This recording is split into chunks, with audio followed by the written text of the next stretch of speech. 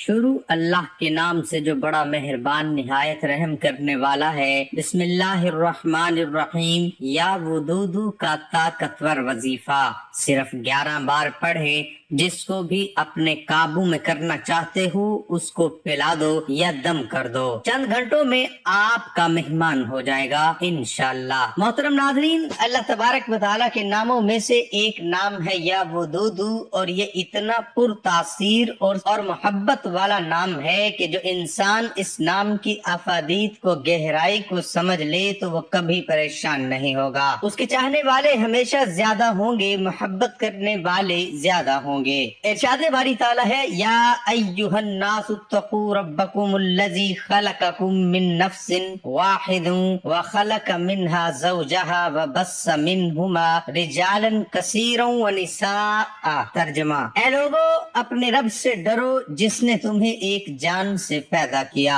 اور اسی میں سے اس کا جوڑا پیدا کیا اور ان دونوں سے کثرت سے مرد و عورت پھیلا دیے۔ آیت میں فرمایا گیا کہ اللہ تعالیٰ نے تمام انسانوں کو ایک جان یعنی حضرت آدم علیہ السلام سے پیدا کیا، اور ان کے وجود سے ان کا جوڑا بھی حضرت حوا رضی اللہ عنہما کو پیدا کیا۔ پھر انہی دونوں حضرات سے زمین میں نسل در نسل کثرت سے مرد و عورت کا سلسلہ جاری کیا۔ قرآن مجید میں انسان کی ابتدا، تخلیق کے مراحل اور انسانی نفسیات پر بہت شاندار کلام موجود ہے، اور کیوں نہ ہو کہ انسان کو خدا نے بنایا اور بنانے والے سے زیادہ کون جان سکتا ہے۔ اس حقیقت کو اللہ تعالیٰ نے خود قرآن میں بیان فرمایا، الم یعلم من خلق وہو اللطیف الخبیر، کیا جس نے پیدا کیا وہ نہیں جانتا، حالانکہ وہی ہر باریکی جاننے والا بڑا خبردار ہے۔ قرآن پاک میں انسان کا خدا کی بارگاہ میں مقام،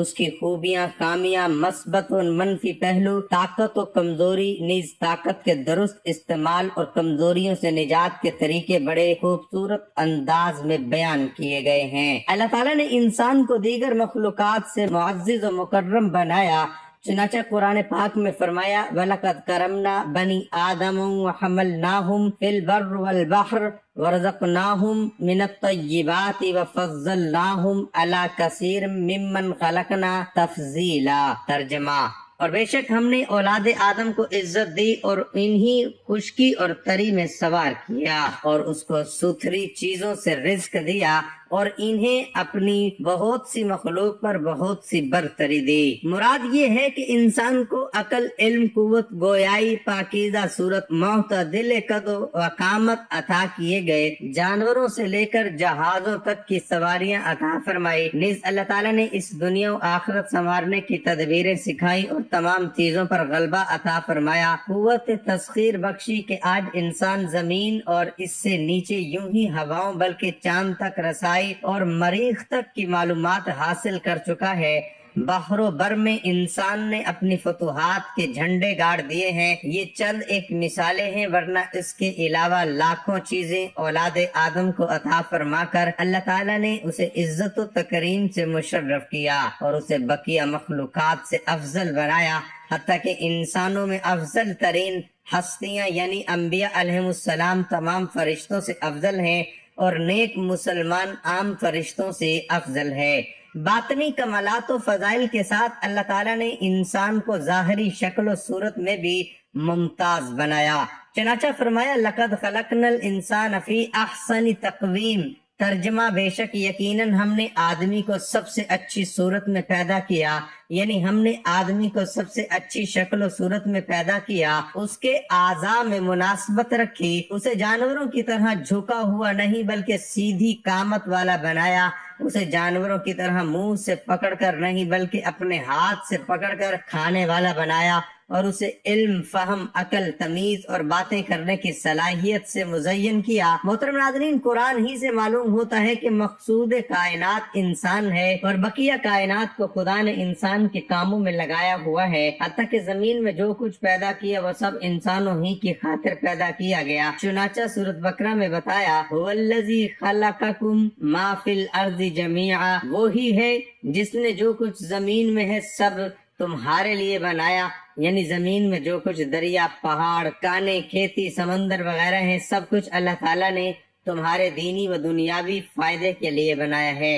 دینی فائدہ تو یہ ہے کہ زمین کے عجائبات دیکھ کر انسان اللہ تعالیٰ کی حکمت و قدرت کے شانے اور عقل استعمال کر کے اسرار کائنات تک رسائی حاصل کرے، جبکہ دنیاوی فائدہ یہ کہ دنیا کی ہزاروں چیزیں کھائے پیے اور اربوں خربوں چیزیں اپنے فائدے میں استعمال کرے، پھر صرف زمین ہی انسان کے فائدے کے لیے نہیں بلکہ قرآن کے بیان کے مطابق نظام کائنات کی دیگر عظیم چیزیں جیسے سورج، چاند، ہوا، پانی، دن رات، دریا، نہریں، سمندر وغیرہ بھی خدا نے انسانوں کے لیے کام میں لگائے ہوئے ہیں۔ زندگی گزارنے کے لیے جن چیزوں کی حاجت تھی یا مفید تھی اللہ تعالیٰ نے وہ سب انسانوں کو مہیا فرمائی۔ الغرض انسان کو اللہ کریم نے اپنے فضل و کرم اور رحمت سے اتنی نعمتیں عطا فرمائی ہیں کہ اگر گنتی کرنا چاہیں تو شمار نہ کر سکیں۔ چنانچہ فرمایا وَإِن تُعُدُّوا نِعْمَتَ اللَّهِ لَا تُحْصُوهَا، اور اگر تم اللہ کی نعمتیں گنو تو انہیں شمار نہیں کر سکو گے۔ محترم ناظرین، قرآن کی آیتیں اور خدا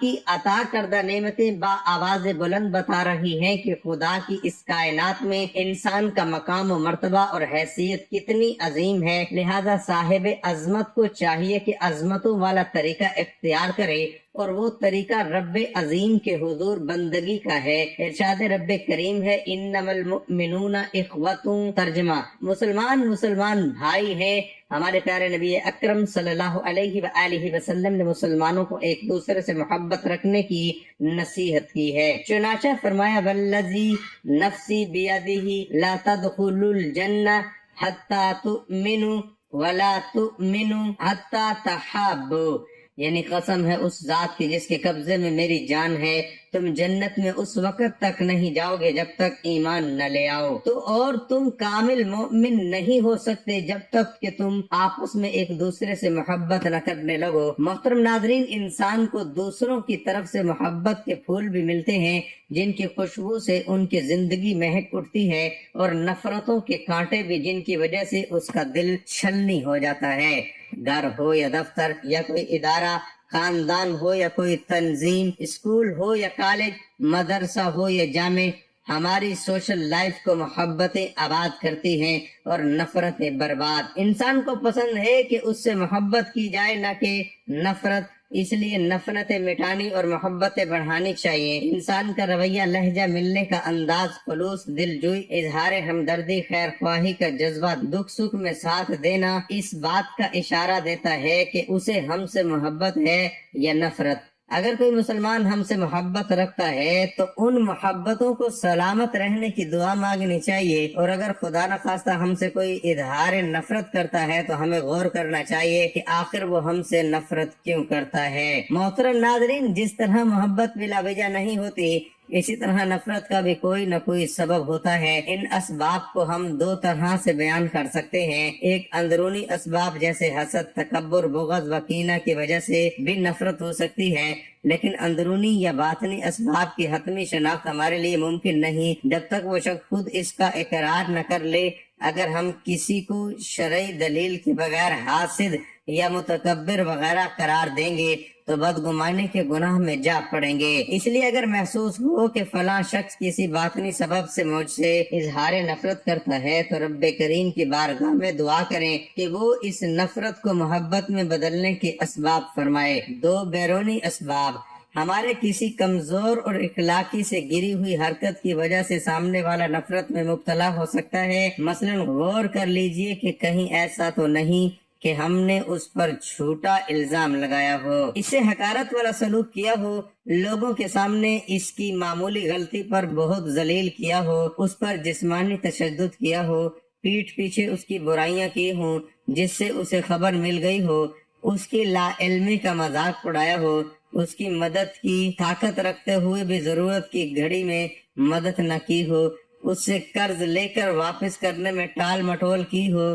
اس کی چیزیں استعمال کر کے خراب کر کے واپس کی ہوں، پھر اس پر معذرت بھی نہ کی ہو، مصیبت کے وقت اسے جھوٹے آسرے دے کر غائب ہو گئے ہوں، اس پر جارحانہ تنقید کی ہو، اسے الٹے سیدھے ناموں سے پکارا ہو، اس کی آمد کو نظر انداز کر کے موبائل وغیرہ پر مصروف رہے ہوں، غم کی گھڑی میں اسے تسلی نہ دی ہو، اس کا حق مارا ہو، جہاں وہ کسی شے کی خرید و فروخت کر رہا ہو یا کسی کا رشتہ کرنے کی بات چیت کر رہا ہو، وہاں ہم نے بھی ٹانگ اڑا دی ہو، کبھی اچھے کام پر اس کی حوصلہ افزائی نہ کی ہو، ہاں غلطی ہو جانے پر حوصلہ شکنی کو اپنی ڈیوٹی سمجھا ہو، اس سے سخت رویہ اپنا کر دل شکنی کی ہو، مطلب نکل جانے پر آنکھیں پھیر لی ہو، دوران گفتگو بار بار اس کی بات کاٹ کر صرف اپنی سنائی ہو، ناکامی پر اسے تانے دیے ہوں، اس کی کسی چیز کو گھٹیا اور غیر معیاری قرار دیا ہو۔ اسی طرح غور کرتے چلے جائیں تو کئی اسباب سامنے آ سکتے ہیں کہ جن کی وجہ سے کسی کو ہم سے نفرت ہو گئی ہو۔ محترم ناظرین، اللہ پاک کی توفیق سے حسن اخلاق اور اعلیٰ کردار کے ذریعے دشمنوں کو بھی دوست بنایا جا سکتا ہے۔ دعا مومن کا ہتھیار ہے۔ نفرت کو شکست دینے کے لیے سب سے پہلے اس کا استعمال کیجیے۔ نبی کریم صلی اللہ علیہ وآلہ وسلم اپنی دعا میں یہ کلمات کہا کرتے تھے۔ ترجمہ: یا اللہ مجھے اپنی محبت عطا فرما اور ہر اس شخص کی محبت مرحمت فرما جس کی محبت تیرے نزدیک مجھے نفع دے۔ یا اللہ مجھے جو پسندیدہ چیز عطا فرمائے اسے اپنی محبت میں میری قوت و طاقت بنا، اور جس پسندیدہ چیز کو مجھ سے روک رکھے تو مجھے اپنی محبوب چیزوں میں مصروف رکھ، ان سے فارغ البال بے فکر بنا دے۔ مسلمانوں کو سلام کرنے کی عادت بنائیے۔ سلام عام کرنے سے محبت بھی عام ہوتی ہے۔ حضور نبی پاک صلی اللہ علیہ وسلم نے ارشاد فرمایا، کیا میں تمہیں ایسی چیز نہ بتلاؤں جسے بجا لاؤ تو آپس میں محبت پیدا ہو جائے؟ اپنے درمیان سلام کو عام کرو۔ حسب موقع، حسب حیثیت کوئی نہ کوئی تحفہ اپنے مسلمان بھائی کو پیش کر دیا کیجیے۔ تحفے لینا دینا محبتوں کو پیدا کرتا ہے۔ رسول اللہ صلی اللہ علیہ وسلم نے فرمایا، تحابو، یعنی آپس میں ایک دوسرے کو ہدیہ دیا کرو، اس سے باہم محبت پیدا ہوتی ہے۔ نبی پاک صلی اللہ علیہ وسلم نے ارشاد فرمایا، مسلمانوں کی آپس میں دوستی اور رحمت و شفقت کی مثال جسم کی طرح ہے۔ جب جسم کا کوئی عضو بیمار ہوتا ہے تو بخار بے خوابی میں سارا جسم اس کا شریک ہوتا ہے۔ نفرت کا میل معافی کے صابن سے دور ہو سکتا ہے، اس لیے اگر کوئی آپ کی کسی غلطی کی وجہ سے ناراض ہے تو اس سے معافی مانگ لیجئے۔ فرمان مصطفیٰ صلی اللہ علیہ وسلم ہے، جس نے کسی کی عزت یا کسی اور چیز پر ظلم کیا ہو تو اسے چاہیے کہ اس دن سے پہلے آج ہی اس سے معافی حاصل کر لے۔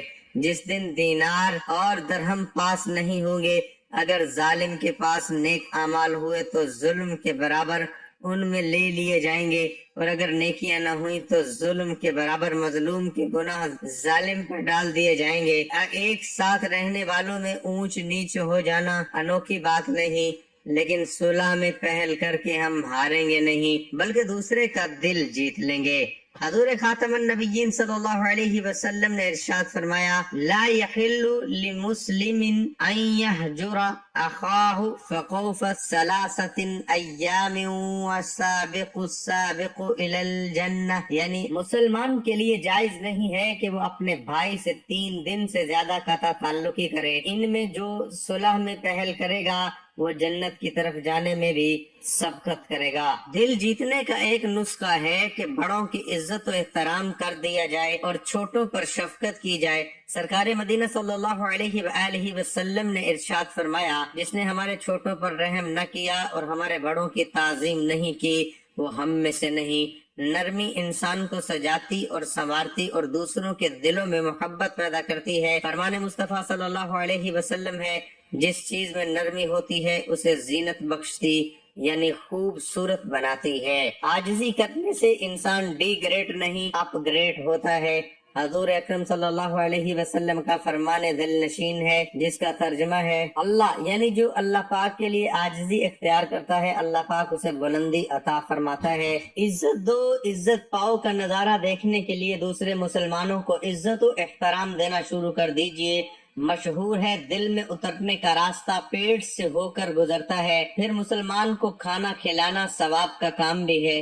اس لیے اچھی نیتوں کے ساتھ اپنے مسلمان بھائی کو کھانا کھلائیے اور اس کے دل میں جگہ پانے کا فائدہ بھی حاصل کیجیے۔ مصیبت و بیماری میں ہمدردی اور دیکھ بھال کرنے والے کو انسان کبھی نہیں بھولتا۔ عیادت و تعزیت کی عبادت اپنا کر اپنا ثواب خرچ کیجیے اور دلوں میں بھی جگہ پائیے۔ رسول کریم صلی اللہ علیہ وآلہ وسلم نے ارشاد فرمایا، جو مسلمان کسی مسلمان کی عیادت کے لیے صبح کو جائے تو شام تک، اور شام کو جائے تو صبح تک 70,000 فرشتے اس کے لیے استغفار کرتے ہیں اور اس کے لیے جنت میں ایک باغ ہوگا۔ ایک حدیث پاک میں ارشاد فرمایا، جو کسی غم زدہ شخص سے تعزیت کرے گا اللہ پاک اسے تقوی کا لباس پہنائے گا اور روحوں کے درمیان اس کی روح پر رحمت فرمائے گا، اور جو کسی مصیبت زدہ سے تعزیت کرے گا اللہ کریم اسے جنت کے جوڑوں میں سے 2 ایسے جوڑے پہنائے گا جن کی قیمت ساری دنیا میں بھی نہیں ہو سکتی۔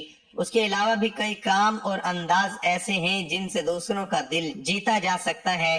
جس دل میں محبت داخل ہوگی تو نفرت خود ہی نکلنا شروع ہو جائے گی۔ ہمارا کام کوشش کرنا ہے، کامیابی دینے والی ذات رب عظیم کی ہے۔ اللہ پاک مسلمانوں کو آپس میں محبت نصیب فرمائے، آمین۔ محترم ناظرین، یا ودودو، چونکہ اللہ کا یہ نام گرامی جو ہے یہ اپنے اندر چاشنی رکھتا ہے، ایک محبت رکھتا ہے، چونکہ اللہ تبارک و تعالی انسان کے دلوں کو جوڑتا ہے اور اللہ چاہتا یہ ہے کہ انسان اس کے ساتھ جڑ جائے۔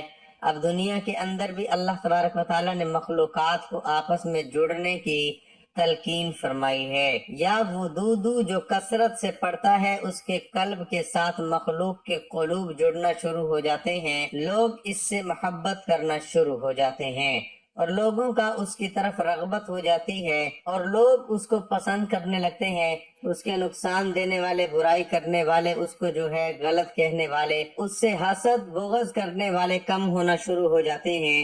اس نام کی اتنی اللہ رب العزت نے تاثیر رکھی ہے کہ اگر آپ وظائف کی دنیا میں جا کر دیکھیں، اگر سب سے زیادہ جو محبت کے مجرب اعمال ہیں وہ یا ودودو سے تعلق رکھتے ہیں۔ اب انسان چاہتا ہے کہ میری محبت کسی کے دل میں پیدا ہو جائے، وہ مرد ہے یا عورت ہے، وہ ایک دوسرے کے دل میں محبت پیدا کرنا چاہتے ہیں، تو سب سے پر تاثیر اس کا عمل یا ودودو ہے۔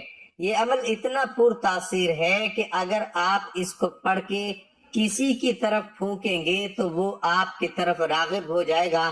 مقناطیس کی طرح اس کی تاثیر اتنی زیادہ ہے کہ آپ سوچ بھی نہیں سکتے۔ لیکن جائز مقاصد کے لیے استعمال کرنا، ناجائز کے لیے کیا تو الٹا نقصان کا خدشہ بھی ہے۔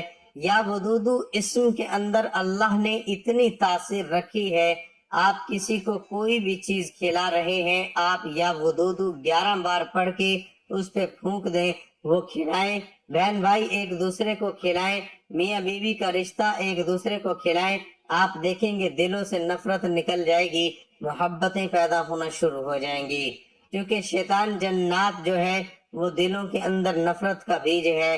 جو انسان یا ودودو پڑھتا ہے یا پھونک کر کسی کو کھلاتا ہے تو اس کے دل میں رغبت اس کے لیے پیدا ہو جاتی ہے۔ اب آپ چاہتے ہیں کہ دوسرا آپ کے لیے بے چین ہو جائے تو آپ یا ودودو بیٹھ کر 1000 مرتبہ پڑھیں اور پڑھ کر دعا کریں اور اس کا تصور کر کے پھونک دیں، اور اگر پلا سکتے ہو تو کھانے پینے پہ کھلا پلا دیں۔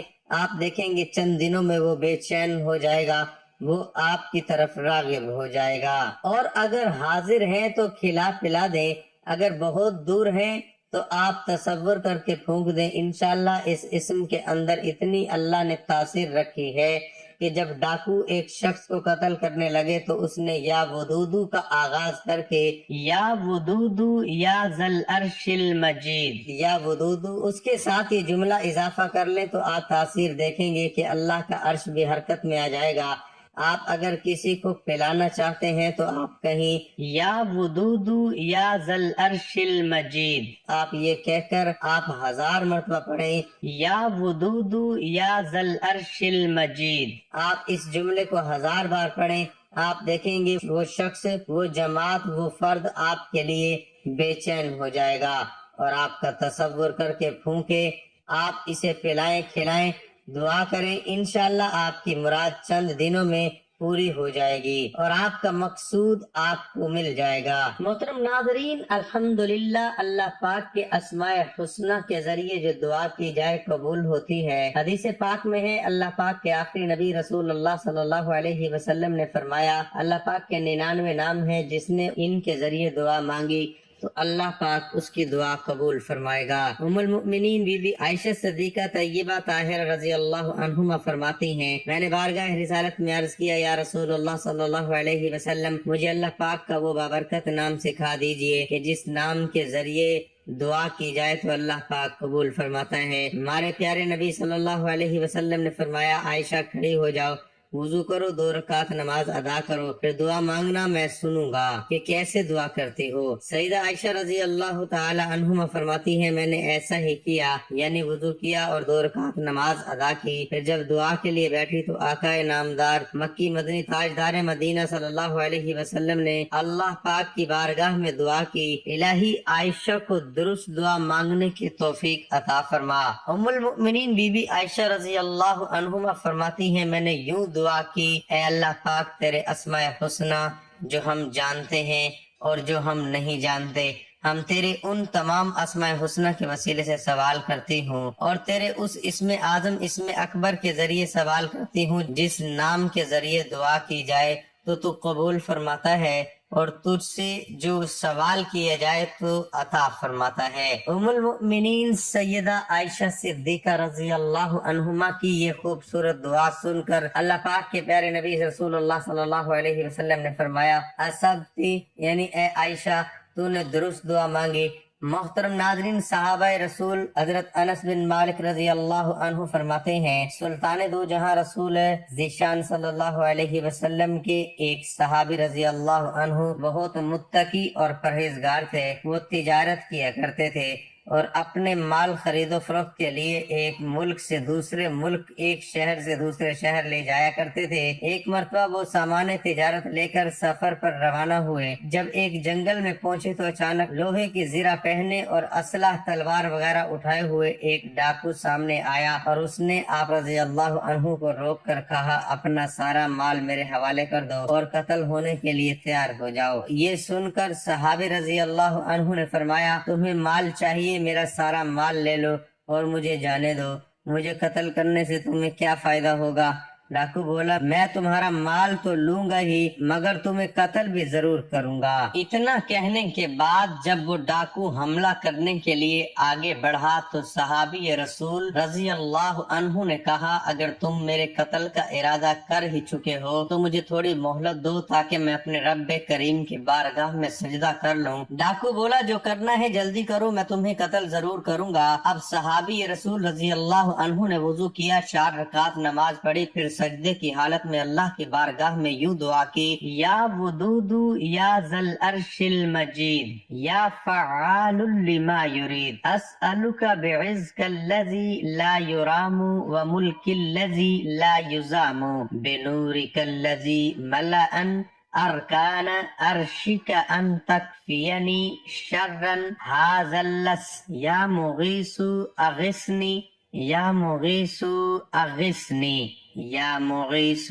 اغثنی۔ ترجمہ، اے ودود، اے عرش مجید کے مالک، اے وہ کہ جو ہمیشہ جو چاہے کرنے والا ہے، تیری عزت جس کی کوئی انتہا نہیں، میں تیری اسی عزت کا واسطہ دیتا ہوں، اے ایسی بادشاہت کے مالک جس پر کوئی دباؤ نہیں ڈال سکتا، وہ نور جس سے تیرا عرش روشن ہے، میں تجھے اس نور کا واسطہ دیتا ہوں، اے میرے پاک پروردگار، مجھے اس ڈاکو کے شر سے محفوظ فرما، اے مدد کرنے والے میری مدد فرما، اے مدد کرنے والے میری مدد فرما، اے مدد کرنے والے میری مدد فرما۔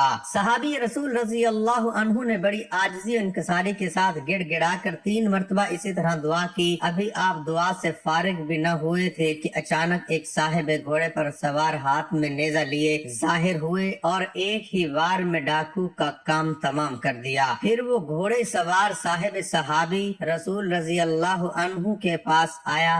صحابی رسول رضی اللہ عنہ نے اس آنے والے سے پوچھا، اے عظیم شخص، آج اس مصیبت میں تم نے میری مدد کی، تم کون ہو؟